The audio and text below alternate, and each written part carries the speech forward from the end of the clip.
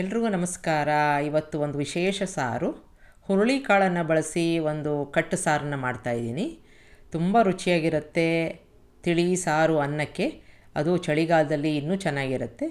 ಇದನ್ನು ಹೇಗೆ ಮಾಡೋದು ಅಂತ ನೋಡೋಣ. 1 ಕಪ್ನಷ್ಟು ಹುರುಳಿಕಾಳನ್ನು ತೊಗೊಂಡು ಚೆನ್ನಾಗಿ ತೊಳೆದು ನೆನೆ ಹಾಕ್ಕೊಂಡಿದ್ದೀನಿ. ಸುಮಾರು 5 ಗಂಟೆ ಕಾಲ ಇದು ನೆಂದಿದೆ. ಈಗ ನೀರು ಸಮೇತ ಕುಕ್ಕರ್ಗೆ ಹಾಕ್ಕೋತಾ ಇದ್ದೀನಿ. ಬೇಕಾದರೆ ಇನ್ನೂ 1 ಕಪ್ನಷ್ಟು ನೀರನ್ನು ಹಾಕ್ಕೋಬೋದು. ಸ್ವಲ್ಪ ಉಪ್ಪನ್ನು ಹಾಕ್ಕೊಂಡು ಮೀಡಿಯಮ್ ಊರಿನಲ್ಲಿ ಮೆತ್ತಗೆ ಬೇಯಿಸ್ಕೋಬೇಕು.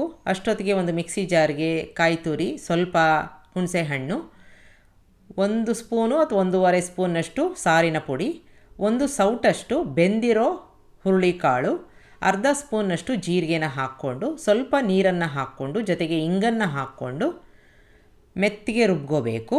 ಇಲ್ಲಿ ಒಂದು ವಿಶೇಷ ಅಂತಂದರೆ ಈರುಳ್ಳಿ ಬೆಳ್ಳುಳ್ಳಿನ ನಾನು ಬಳಸಿಲ್ಲ. ಈಗ ಒಂದು ಪೇಸ್ಟು ರೆಡಿಯಾಗಿದೆ.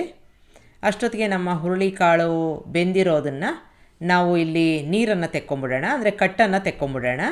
ಈ ಥರ ಒಂದು ತೂತು ಬಟ್ಲು ಇಟ್ಕೊಂಡು ಅದಕ್ಕೆ ಹಾಕ್ಕೊಂಡಾಗ ನೀರೆಲ್ಲ ಕೆಳಗಡೆ ಬಂದುಬಿಡುತ್ತೆ. ಆ ಕಟ್ಟನ್ನು ನಾವು ಉಪಯೋಗಿಸ್ಕೊತಾ ಇದ್ದೀವಿ. ನೋಡಿ, ಹುರುಳಿಕಾಳು ಮೆತ್ತಿಗೆ ಬೆಂದಿದೆ. ಈ ಥರ ಬೇಯಿಸ್ಕೋಬೇಕು.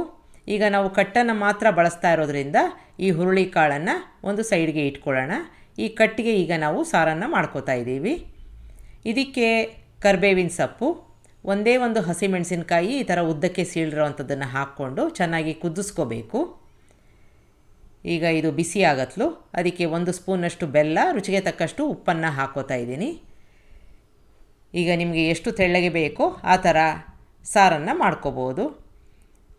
ಈಗ ಕುದೀತಾ ಇದೆ. ಇದಕ್ಕೆ ನಾವು ಈಗಾಗಲೇ ರುಬ್ಕೊಂಡಿರೋ ಅಂಥ ಒಂದು ಮಿಶ್ರಣನ ಹಾಕ್ಕೋಬೇಕು. ಸ್ವಲ್ಪ ನೀರನ್ನು ಸಹ ಹಾಕ್ಕೊಂಡು ಮಿಕ್ಸಿ ಜಾರ್ಗೆ ಹಾಕ್ಕೋಬೇಕು. ಈಗ ಇದು ಚೆನ್ನಾಗಿ ಕುದಿಬೇಕು. ಆಗ ಸ್ವಲ್ಪ ಗಟ್ಟಿಯಾಗತ್ತೆ.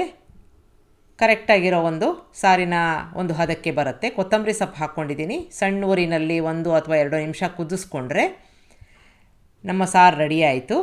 ಇದಕ್ಕೆ ಒಂದು ಒಗ್ಗರಣೆ ಮಾಡ್ಕೋತಾ ಇದ್ದೀನಿ. ಎಣ್ಣೆ, ಸಾಸಿವೆ, ಸ್ವಲ್ಪ ಇಂಗನ್ನು ಹಾಕ್ಕೊಂಡು ಅದಕ್ಕೆ ಬೆರೆಸ್ಕೋತಾ ಇದ್ದೀನಿ. ನೀವು ಬೇಕಾದರೆ ಇದಕ್ಕೆ ಈರುಳ್ಳಿ ಬೆಳ್ಳುಳ್ಳಿ ಕೂಡ ಬಳಸ್ಬೋದು.